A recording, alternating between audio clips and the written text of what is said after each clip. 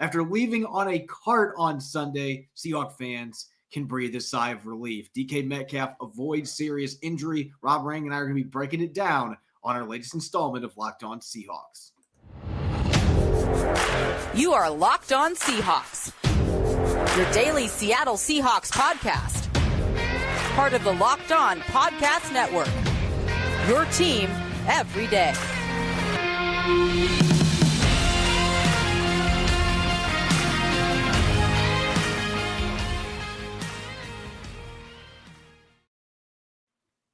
Greetings, 12. This is Corbin Smith, your host for Locked On Seahawks. Joining me as always, my co-host in crime, Rob Rang. You can tell it's a Monday with that start to our show today. Glad to have you listening in as always and making Locked On Seahawks your first listen 5 days a week. We greatly appreciate it. Jam-packed Monday Musings episode coming your way. We're going to be dishing out some in-depth takeaways from the Seahawks 37-23 win over the Chargers. Going to be breaking down the latest updates on DK Metcalf's injuries, answering mailbag questions, and much more. This episode is brought to you by Prize Picks. Prize Picks is daily fantasy made easy. Pick 2 to 5 players, and if they score more or less than their Prize Picks projection, you can win up to 10 times your money on your entry. First-time users can receive a 100% instant deposit match up to $100 with the promo code Locked On. That's prizepicks.com, promo code Locked On.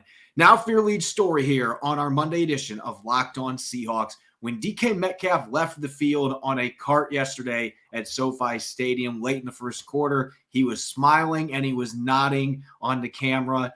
Everybody was thinking, well, he must be taking another bathroom break like he did a few weeks ago. Unfortunately, this ended up being a much crappier situation for the Seattle Seahawks, immediately ruling out Metcalf with a left knee injury, did not return.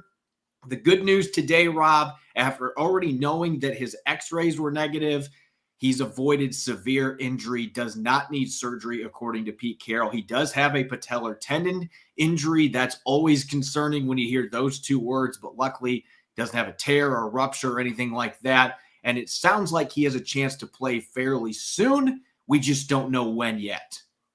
Yeah, I mean, Pete Carroll talked about it today during his press conference that DK Metcalf is already trying to push to practice on Wednesday, and of course, when you have a team like the New York Giants coming up this Sunday, two teams that are very much in the thick of the playoff chase. Not a lot of people, thought that we would be talking about the Seahawks and the Giants as kind of holding their own and being in the middle of the playoff contention this early in the year. That to me is a shocker, and I thought that it was a shocker that DK Metcalf is feeling as good as it appears that it is. As you said, Corbin, when he was carted off the field and the way he kind of smiled, you had some positive thoughts that maybe everything was going to be okay. But, considering how well the Seahawks played in that victory over the Chargers, I thought that Pete Carroll looked pretty glum in his post-game press conference. And I thought, this is a bad sign. He has got, bad feelings about what's going on with DK Metcalf. But as he said on multiple occasions today, he got a great report on DK Metcalf, and that Metcalf, does have a chance to perhaps play this weekend. I think that's, a little bit of that classic Pete Carroll kind of optimism and perhaps DK Metcalf optimism here, but still, it looked like this could have been a very serious injury. Unfortunately, we saw plenty of injuries happen to both the Seahawks and the Chargers in that game at SoFi Stadium and that turf.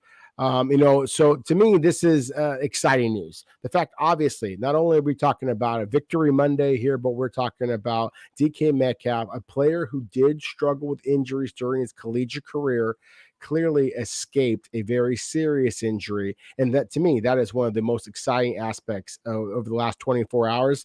And that's saying something, because there was a lot of exciting things that happened in that Seahawks victory. As you mentioned, the turf monster was really out in full force yesterday. I'm going to say this right now, just kind of as on topic, but yet off topic.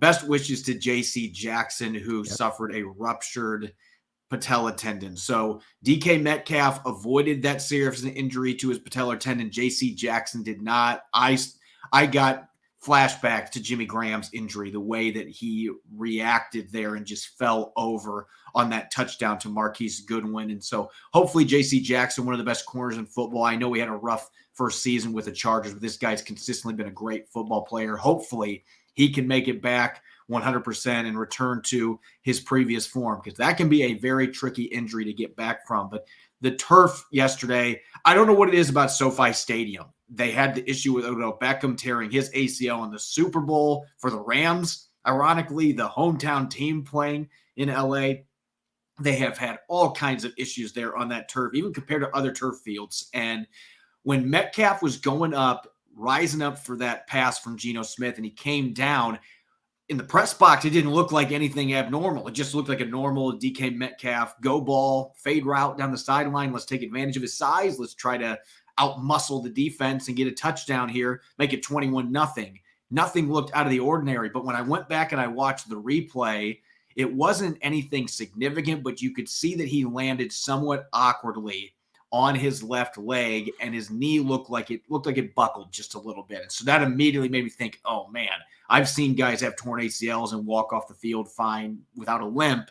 And I was hoping that's not what's going on there. And luckily, again, it looks like the Seahawks have dodged a bullet there. No ACL damage, no other ligament damage. The patellar tendon's got a little bit of an injury. We don't know the extent of that, but the fact that Pete Carroll's not ruling out the possibility he could maybe play on Sunday, that is certainly encouraging. But at the same time, as you mentioned, you want to protect the player from himself. And I think Pete Carroll made that somewhat clear in his press conference this afternoon as well, by saying, well, Wednesday, regardless, we're not going to be doing very much with him. They're going to give him a few days to cool down and see where he's at by Friday at the end of this week. And if he's running, feeling good, and he's cleared to play, then certainly he could play against the Giants. But if he doesn't practice all week, I think it would be malpractice for them to throw him out like they did with Tyler Lockett. That was a different situation with a hamstring injury. This is a patellar tendon in a knee that we're talking about. And if there's any chance that he could end up injuring it worse or having a ruptured patella tendon by playing at 75, 80%,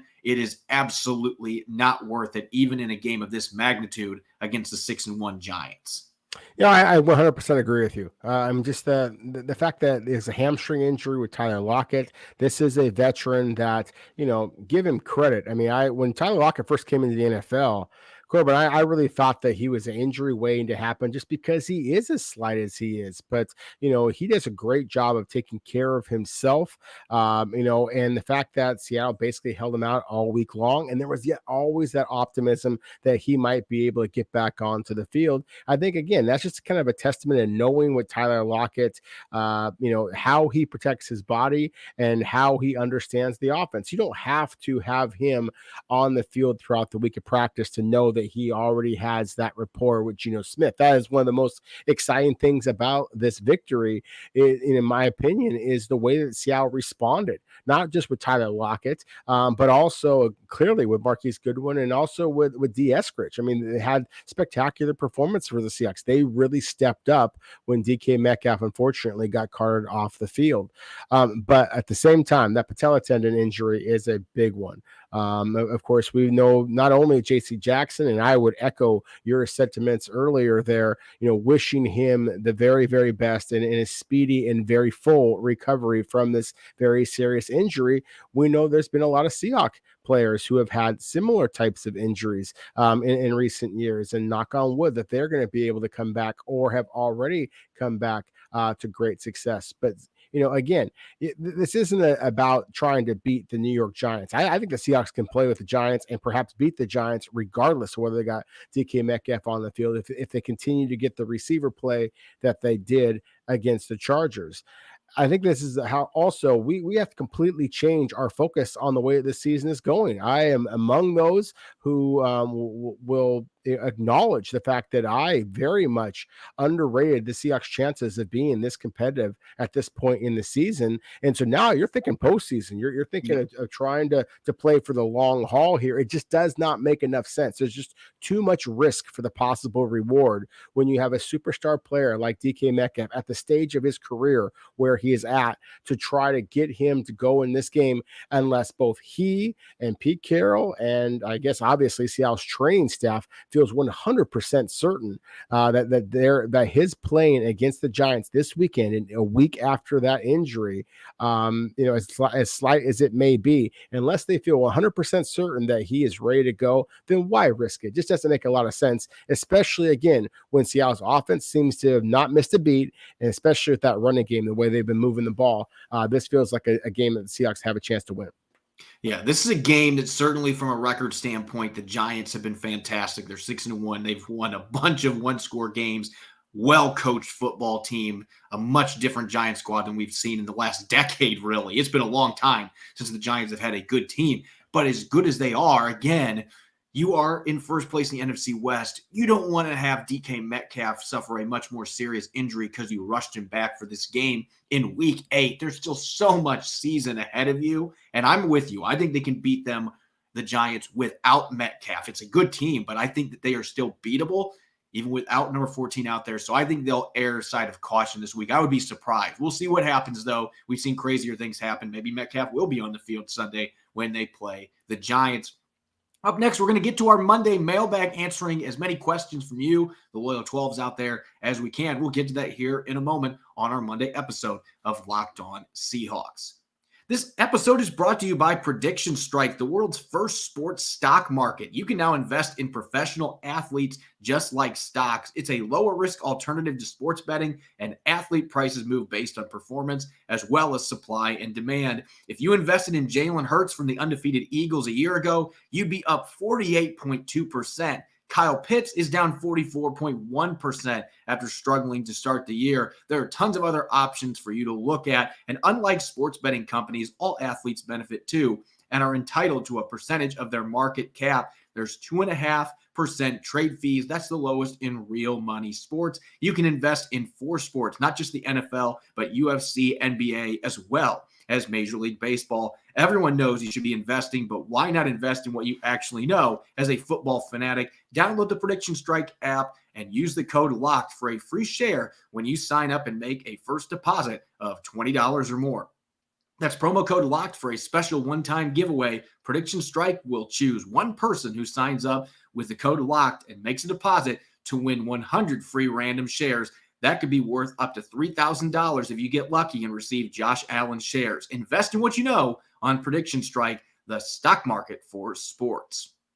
Whether you're looking to pop the question, have a milestone to celebrate, or want to let your love sparkle, Blue Nile can help you make your celebrations even more memorable. As the original online jeweler, Blue Nile offers the largest selection of independently graded diamonds and prices significantly below traditional retailers. Blue Nile has helped millions of couples to create their perfect engagement ring. Their easy online tools let you choose the diamond shape, size, and clarity, as well as a setting style. Blue Nile's bench jewelers will then help you handcraft her perfect one-of-a-kind engagement ring. Looking for a piece of fine jewelry to commemorate a special milestone, but still having trouble choosing? Blue Nile has jewelry experts on hand 24/7, and they're available via phone or chat to help you find a memorable gift at every budget. Shop stress-free with Blue Nile's 100% satisfaction guarantee, and all Blue Nile orders are insured and shipped for free in discreet packaging. They also offer overnight shipping if you're in a rush. Make your moment sparkle with Blue Nile. Go to BlueNile.com and use the code LOCKEDON to save $50 on your purchase of $500 or more. That's BlueNile.com, locked on code to save $50 on your purchase of $500 or more. BlueNile.com, code locked on. You're listening to the Monday edition of Locked On Seahawks. I'm your host, Corbin Smith. Joining me, as always, my co-host in crime, Rob Rang. Thanks to all the 12s out there. We greatly appreciate you listening to Locked On Seahawks 5 days a week. And for your second listen, make sure to check out Locked On Sports Today.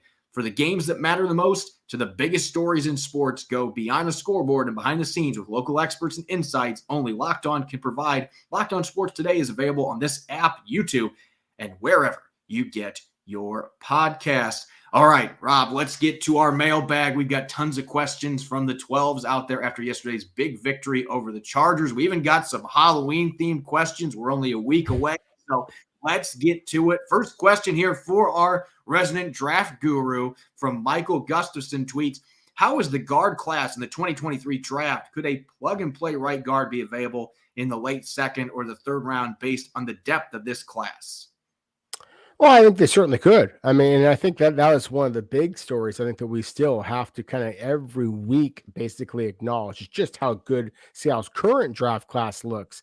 I think all those naysayers out there who are questioning what John Schneider and Pete Carroll are doing, I think that they're being proven wrong right now. But kind of get back to the question, I do think that this sets up to be a pretty interesting offensive line group. One of the players who's getting an awful lot of buzz right now, Peter Skoronski, he plays left tackle for Northwestern, and I mention him in part because the fact that the Seahawks just had a big win over the Los Angeles Chargers. They used their first round pick a couple of years ago on the left tackle, Rashawn Slater from Northwestern. Well, Skoronski is the guy who basically replaced him. I mention him even though he plays left tackle because he has kind of short, stubby arms. He is athletic, but I really like him better at that guard position. So he is a player, probably would have to take him in the first round, maybe the early second round. But of course, Seattle has a couple of first and second round selections due to that big trade with Denver. Jarrett Patterson from Notre Dame is a player that I've been very high on as well, has that center guard flexibility that you're very excited about. And if we're going to talk about local players, by the way, as I just kind of mentioned there with Rashawn Slater and Skoronski kind of angle, I was interested to see Jackson Kirkland, who has been a left tackle for basically his entire career with the University of Washington. He slide in to play some guard for the Huskies just in this last victory they had against Cal. And so to me, that's another local prospect that maybe the Seahawks might be looking at. So again, I think this is pretty early in the season to be looking for interior line play, especially because I know that you as well, Corbin, have been, pretty intrigued by what we've seen from Phil Haynes when he has been healthy. Obviously, Damian Lewis, has played pretty well at times. And of course, Gabe Jackson still on the team as well. Guard is not a position I have a huge deal of concern for the Seahawks because it just feels like they do a pretty nice job of developing those players. But again, getting back to the initial question, I do think this is a pretty good class coming up here. I think there's going to be a lot of tackles, big body tackles. There's a kid at Florida that is another big body guy. Osiris Torrance, 6'5", 335 pounds. And it just kind of screams Seahawk there, that have the size, the bulk, the physicality, and the dominance against elite competition that I think would very much match what the Seahawks have preferred in the past. So again, I think that Seahawks fans should rest assured that the club is going to be able to find any help in the interior should they feel like they need it.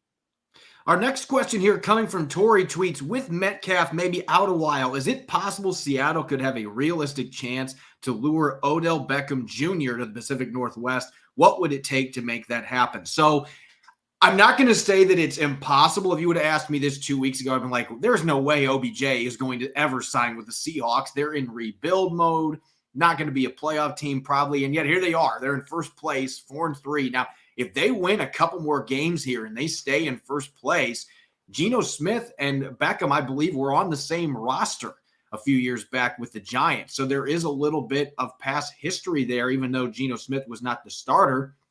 The way that he's playing right now, if the Seahawks could find a way to offer him the money that he's looking for the second half of the season and he's fully healthy, that's the biggest caveat here. Everything I'm reading sounds like not going to be healthy enough to play really till mid-December. So that is not going to be an immediate option for the Seahawks anyway. They're looking for somebody they can plug in to replace Metcalf's production the next couple of weeks. It is not going to be OBJ, even if he wants to play in Seattle. So I still think this is very unlikely to happen, regardless of what time we're looking at. Maybe mid-December, if he's looking to sign with the team, the Seahawks have the money and they're looking to make it happen, maybe they can strike that deal. But right now, I would still say that the Chiefs, going back to the Rams, one of those teams, maybe the Packers, they desperately need receiving help. A team like that probably has a better chance of signing him as long as he's healthy. The Seahawks would be in the peripheral as a real wild card at best.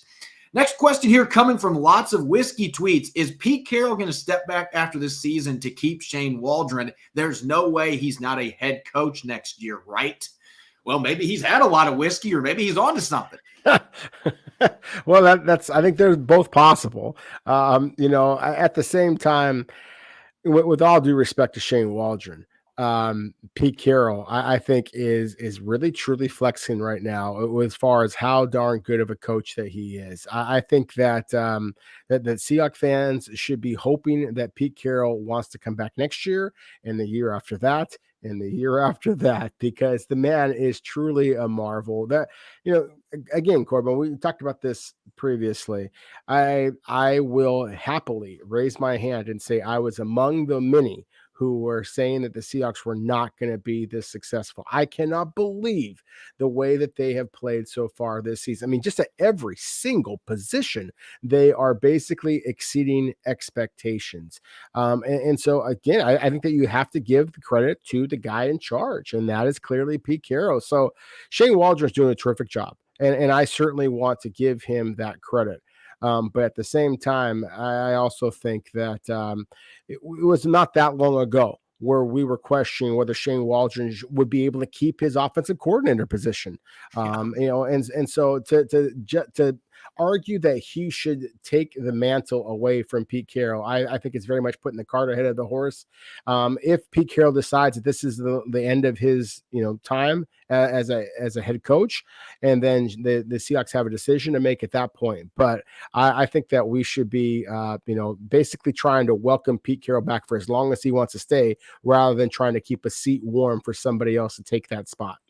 Yeah, I think right now he is making a run for lifetime contract, the way that things are going right now. And I think a lot of people out there that maybe were anti-Carroll after the way things played out the last couple of years, I think that they're starting to bite their tongue a little bit, or they're eating some delicious crow right now. That's kind of where things stand. Next question from Marcus tweets, which rookie has surprised you the most so far?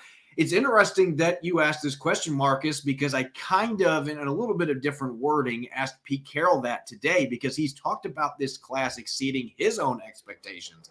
And for me, I centered the question around Boye Mafe, because I scouted Boye Mafe extensively at Minnesota. Coming from Big Ten country, I admit it. You could say it's biased. I watch more Big Ten than any other conference because I grew up in the Midwest and I love black and blue football from the Big Ten. So I watched this kid play a lot, and I was intrigued by his pass rushing ability, his size. I thought he could maybe grow into a good run defender, but I sure as hell didn't think he was going to be getting 80+ grades as a run defender from Pro Football Focus in the middle of his rookie season and be a full-time starter. I did not see that coming. I mean, he had the integral play on that fourth down stop on the Chargers' first drive yesterday. He just stonewalled the blocker. I mean, I never saw that coming. So to me, he is the biggest surprise of those 6 guys that are starting for the Seahawks, 6 rookies from their class that are starting. It's unbelievable to me that we're talking about 6 rookie starters, but Mafe is the one that has really surprised me the most, just with the way he has defended the run, and he has yet to really come out as a pass rusher the way I anticipated. That is going to come real soon. He's going to have that breakout game getting after the quarterback. Once that happens, look out. Like Pete said today, this is a player that's far from reaching his potential, still a work in progress. When he gets there, this kid is going to be special, and it just keeps going back with how dynamite this rookie class is. But he has been, in my opinion, the biggest surprise for them. One last question here real quick, Rob. We're going to go away from the sports world here for a second. Gregory tweets, Joe Burrow last year said he was too scared to watch Harry Potter as a kid. Did either of you have a movie that fit that bill? This is a great question.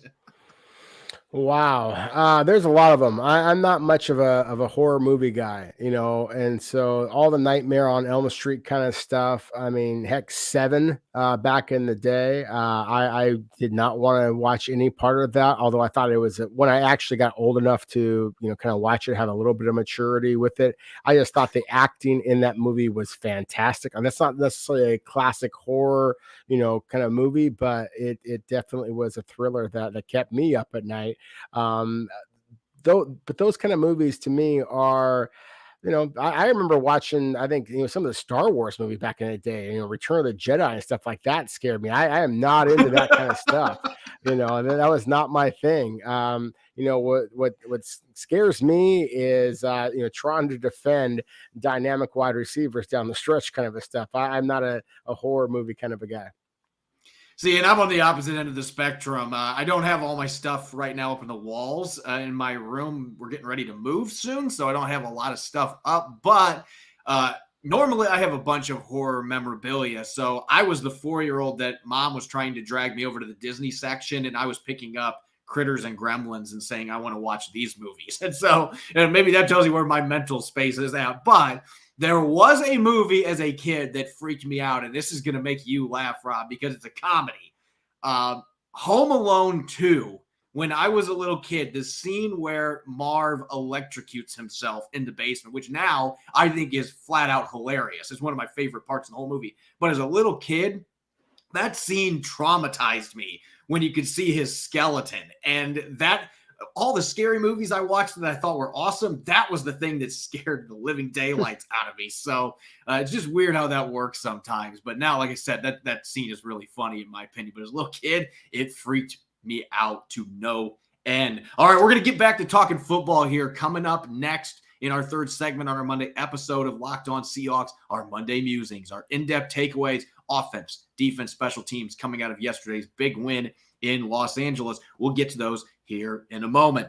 We've got a big Monday night game between the Bears and Patriots coming up. I'm picking Mac Jones to toss a pair of touchdowns in his return from a high ankle sprain, while David Montgomery will carry the load with 100 rushing yards for the Monsters of the Midway. Those might seem like bold leaps. With Prize Picks, it's easy to play daily fantasy and put those entries to the test. Pick 2 to 5 players, and if they go score more or less than their Prize Picks projection, you can win up to 10 times your money on any entry. No competing against other people. It's just you versus the projections available. And Prize Picks offers projections in any sport that you watch, whether it's NFL, NBA, MLB, NHL, boxing, or MMA. Entries can be made in 60 seconds or less. It's that easy, and there's safe and fast withdrawals. Currently, it's operational in over 30 states as well as Canada. Download the Prize Picks app or go to prizepicks.com to sign up and play daily fantasy sports. First-time users can receive a 100% instant deposit match up to $100 with the promo code Locked On. If you deposit $100, Prize Picks will give you $100.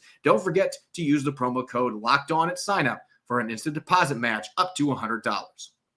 You're listening to the Locked On Seahawks podcast, Monday edition. I'm your host, Corbin Smith. Joining me as always, my co-host in crime, Rob Rang. We greatly appreciate all the 12s out there that make Locked On Seahawks your first listen 5 days a week. And for your second listen, make sure to check out the Locked On Sports Today podcast. They've got the biggest stories of the day, plus instant reactions, big game recaps, and the take of the day. It's available in the Odyssey app, YouTube, and wherever you get your podcast. The Seahawks officially in sole possession of first place in the NFC West after 7 weeks. I still cannot believe that I am saying that at this stage of the season. I think Pete Carroll was expecting it, but a lot of us were not. The Seahawks getting a big win over the Chargers to make that happen yesterday. A game that really never felt as close as even the final score indicated, a 14-point win. It really was a dominant, thorough showing on offense, defense, and special teams for the Seahawks, all 3 phases. Aside from a little blip in the second quarter, it really was a blowout, a one-sided affair at SoFi Stadium. And I had a chance yesterday in the postcast to share a few of my thoughts. We'll have a lot more to talk about here in this segment. But, Rob, I'm going to get you the mic first. Let's talk offense, because the Seahawks put up 37 points again. Another big scoring outing against the Chargers defense that still has plenty of talented players, and yet there was very little resistance for most of this game. Yeah, again, it's kind of like I want to just heap praise on Pete Carroll. I want to heap praise on Geno Smith. Just absolutely spectacular performance yet again from him. I thought he took some really aggressive throws in this game.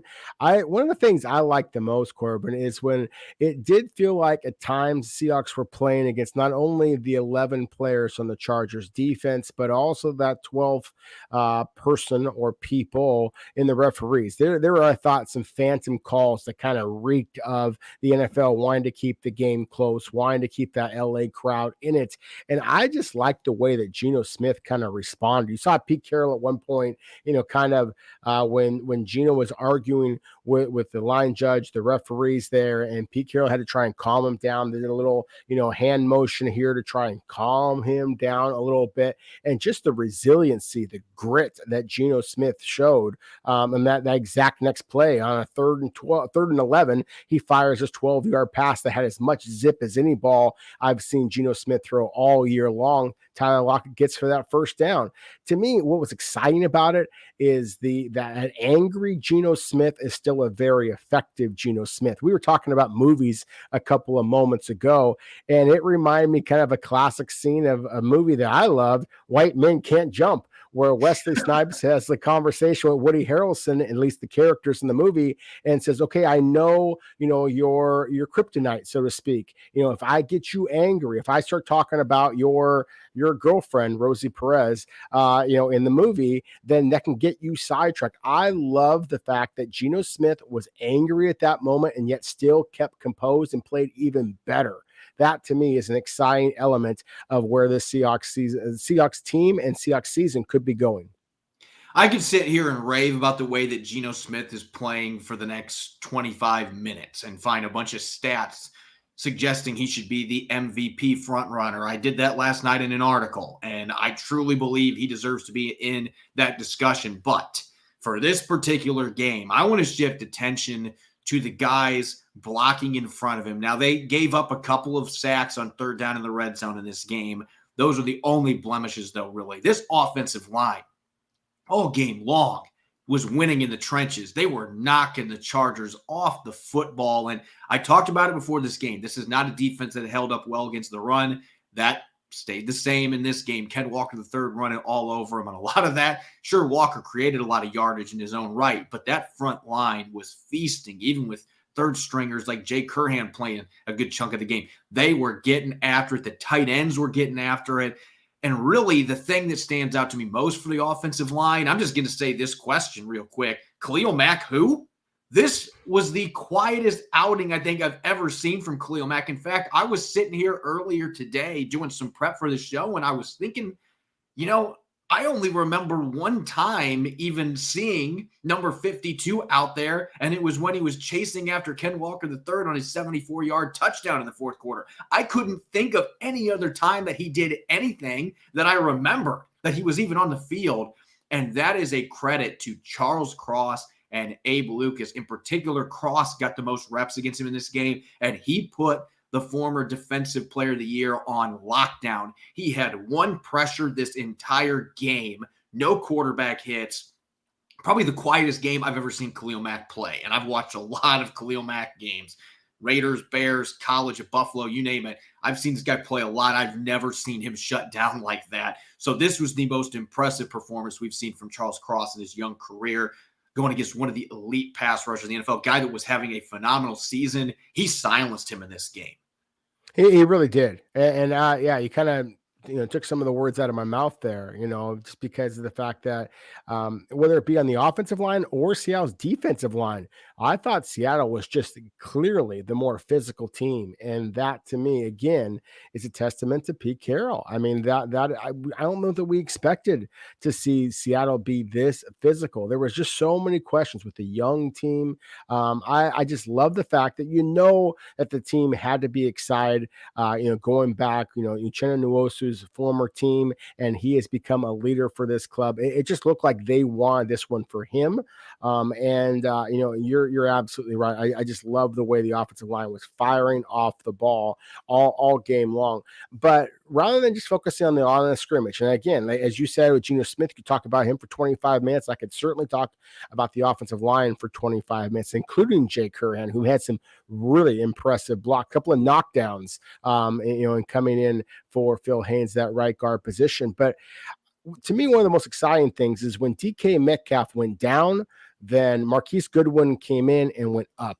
That touchdown reception over J.C. Jackson, as we talked about before, thoughts and prayers to J.C. Jackson and his recovery. But still, for Goodwin, a guy who, of course, was known as an incredible leaper, as a former guy competing for the Olympics, and one of the great leapers of all time at the collegiate level. But still, to see those hops at his age, to see him come up with a second touchdown as well, I think that's one of the reasons why the Seahawks Seahawks can't afford to let DK Metcalf to rest easy and get back 100% because they do have a player in Marquise Goodwin who truly can do it all on the other side. So to me, as well as D. Eskridge having a big time performance as well, seeing the flashes of his speed, his physicality. You didn't see a lot of catches, but when you watch the all 22 as you and I do, and of course lots of our listeners do as well, you saw D. Eskridge putting some blocks downfield as well. He did.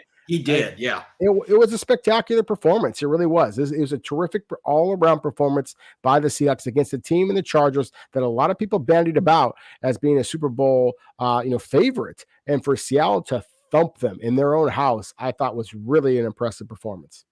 Yeah, I'm going to take a few words back on Eskridge because the more I watched that play that he fumbled on, that was a really poor pitch that was thrown to him. And from the press box, it looked more like it was his fault.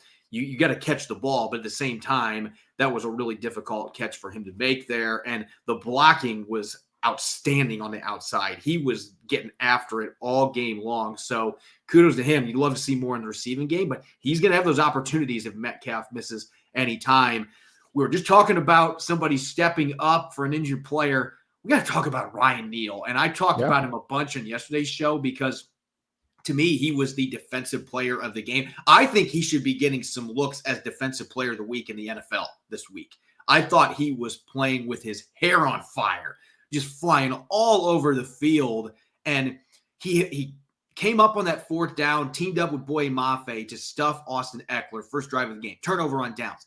Very next drive, dropping back into his zone coverage responsibility as a second linebacker in a dime package and ends up jumping a route by DeAndre Carter, picks off Justin Herbert, had a couple other stops in the line of scrimmage, 4 passes defense in this game. That's the second most by an individual player in the entire NFL this year. Only the Eagles corner, Darius Slay. Darius Slay is the only other one that has had 5 this year, and that was against the Vikings.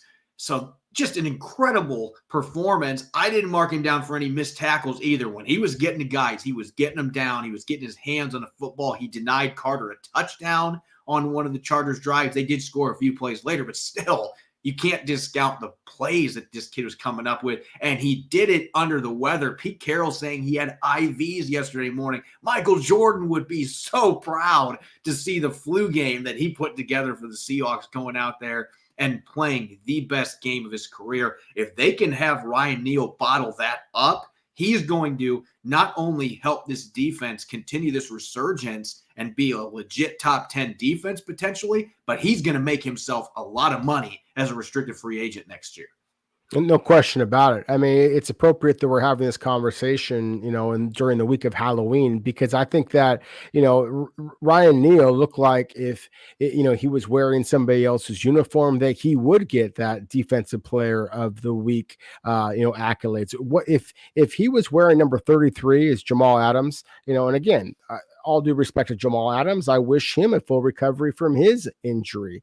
But if we're talking about a more celebrated player nationally, I think he absolutely would be a slam dunk choice for defensive player of the week. If he was wearing number 27 as Tariq Woolen, I think that he would be back-to-back defensive player of the week honors, because you're right, Corbin. He was spectacular. He was easily Seattle's best defensive player yesterday. And I thought that he was their best player on the field. And I certainly did not expect to say that about Ryan Neal. I thought that the Chargers very much tried to target him in this game, and that clearly was a mistake because Ryan Neal came up to, really rose to the challenge. And, another player that I think rose to the challenge, and he did not make the splashy plays that Ryan Neal made, but I really thought, and you can kind of go back a couple of weeks ago, I just as excited as I was when the Seahawks signed Bruce Irvin, but I think that is not coincidence that Seattle has become a more physical, a more accountable defense and team overall ever since Bruce Irvin re-signed with this team. And that is exactly what I saw on tape back all those years ago at West Virginia. Everybody talked about the 40-yard dash and what a dynamic athlete he was, 6'3", 250 pounds, but it was the grit, the same toughness, the same ability to hold up at the point of attack that you were talking about before with Boye Mafe. That's what Bruce Irvin was able to do for the Seahawks all those years ago. And to see him bring that back, it's talk about like kind of grown man strength, he still has that. And so I think that he is given a little bit of a boost in the arm, kind of like whatever Ryan Neal had in that IV. That I think that it is a boost in the arm, to the Seahawks right now, and they're playing good football. And I don't think that it is a coincidence that Bruce Irvin is on this team and Seattle is playing a little bit more physical, nasty, aggressive kind of football. And I think that's the perfect segue to cap off this show, because I want to mention number 52.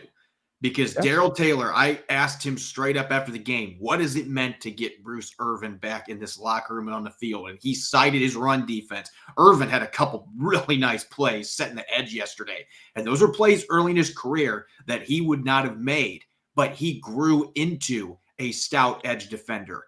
And Darrell Taylor now having that veteran presence back in the locker room, he can learn from watching him. He can learn from talking to him. And really, Taylor missed his entire rookie season, and Irvin only played in 2 games before he tore his ACL.